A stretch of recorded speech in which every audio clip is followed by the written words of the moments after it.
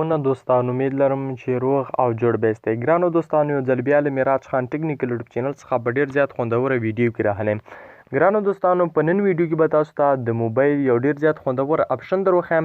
دوستانو، دغه افشن چې دی زموږ ستاسو په موبایل کې شته دی، خو موږ له دې افشن څخه نه یو خبره چې دا افشن څه ګټه لري او دا افشن د څه لپاره کارول کېږي. لکه څنګه چې تاسو په مخکې په د ویډیو په تصویر باندې ولیدل او اوس مهال چې تاسو اوس دا ګورئ دوستانو، یعنې دغه افشن چې دی د څه لپاره کارول کېږي او دا افشن چې دی څه ګټه لري. نو نن به تاسو ته په دې باندې خبره وکړم چې دا افشن د څه لپاره کارول کېږي او دا افشن چې دی څه ګټه لري.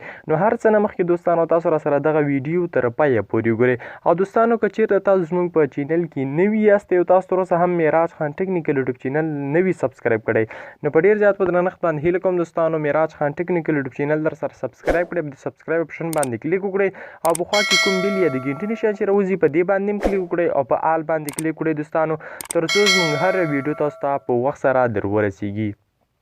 نو دوستانو، د موبایل دا افشن د څه لپاره کارول کېږي او دا افشن زموږ تاسو موبایل کې شته، خو دا افشن څه ګټه لري او دا افشن د څه لپاره کارول کېږي. نو دوستانو، دا افشن د دې لپاره کارول کېږي موږ تاسو دوستانو راشو او په دې افشن باندې کلیک وکړو دوستانو، یا هم دا افشن دوستانو موږ تاسو را خلاص کړو. ګورئ دوستانو، دا افشن زه خلاصوم.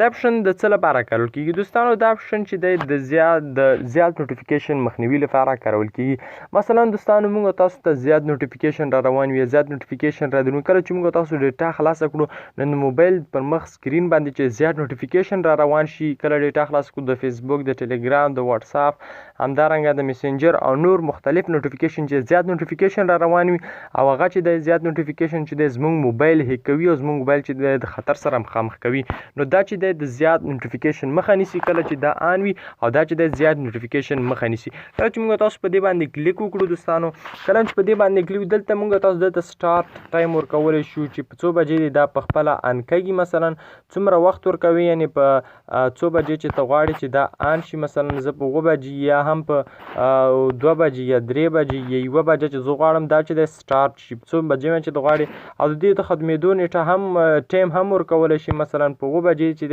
دا بیرته بند شي، په هر څو بجې چې تاسو ورکولی شئ.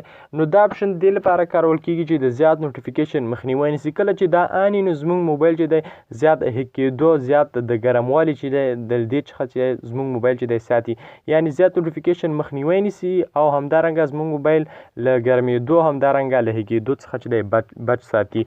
نو په دې هیله دوستانو چې دغه ویډیو مو خوښه شوي، که ویډیو مو خوښه شوي حتمن درسره لایک او شیر کړئ. میراج خان ټیکنیکل یوټیوب چینل هم در سره حتمن سبسکرایب کړئ. مننه دوستانو، خوشحاله اوسئ.